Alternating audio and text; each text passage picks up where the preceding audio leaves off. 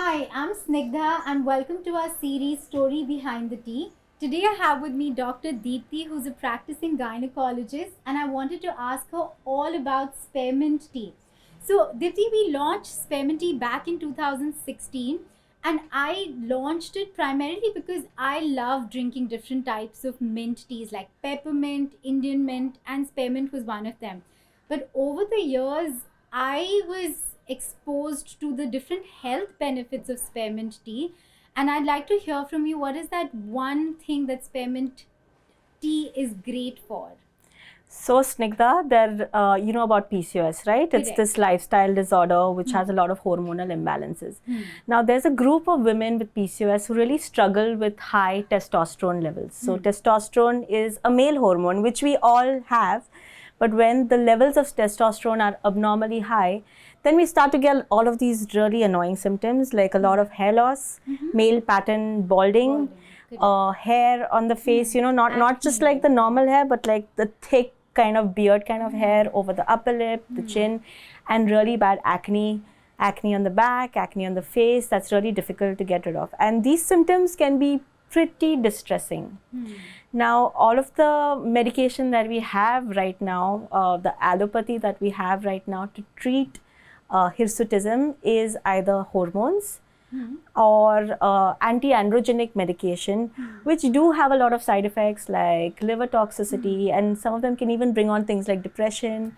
So we've been looking at, I guess the scientific world has been looking at natural ways to bring down testosterone levels without as many of the side effects, because it is pretty distressing to kind of have all of those symptoms, right? So there's a lot of evidence coming out. I mean, there's been quite a bit of evidence coming out that spearmint tea actually decreases testosterone levels in these women. And when they consistently have this tea, like over a period of 2 to 3 months, 2 cups a day, they actually feel better. Actually feel better. I mean, they've given them these scales and these questionnaires to fill out, and they feel better. Does work better for mild cases rather than people who are, have severe levels of hirsutism, but it does work. So, do you recommend it specifically? Oh, all to the your time, patients? all the time, yeah. It goes in my prescription. You know how you write calcium, iron, and there's spearmint tea.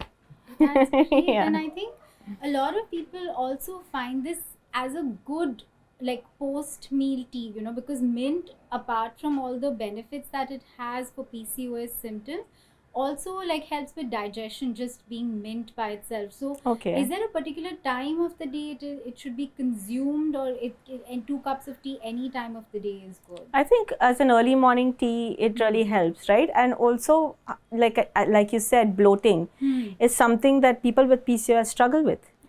Bloating, anxiety, okay, limiting their calorie intake, limiting their caffeine. Correct.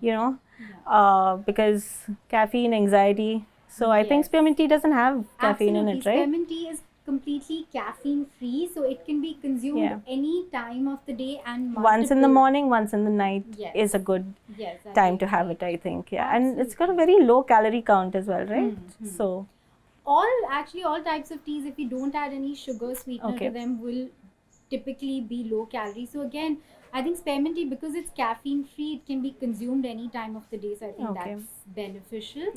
completely. And is there particular combination with spearmint tea that will be even more beneficial for managing PCOS? So there's a study that's recently come out that says flaxseed has a lot of benefit in PCOS as well. And when you combine the effects of spearmint and how it decreases testosterone levels, and flaxseed and how it regulates your hormones, the effects can actually be, mutually beneficial and really help. But you have to be careful when you consume flaxseed. You can't just eat flaxseed, right? Yeah. You know that if you just eat flaxseed, you're just going to poop it out. Yeah. Yeah, you need to dry roast it, you need to blend it, and this needs to be fresh every couple of days. And then, just consuming it may not agree too well with you. So some people put it in their chapati dough. Yeah, and it really helps keep your bowels going. That's useful advice because, I mostly see flaxseed in mukhwas, or like, What's you know, mukhwas? what you have post meal, like the fennel seeds, Oh. like soft kind of a thing, and as an alternative to that, Okay. So I think the combination of spearmint and flaxseed, I think, is very new and very important to explore those of you who are struggling with PCOS.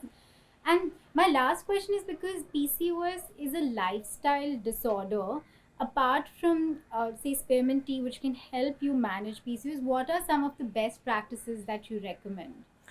So, fortunately or unfortunately, once you have PCOS, it's something that's going to stay with you. It's not something that you cure, it's just something that you manage. Okay.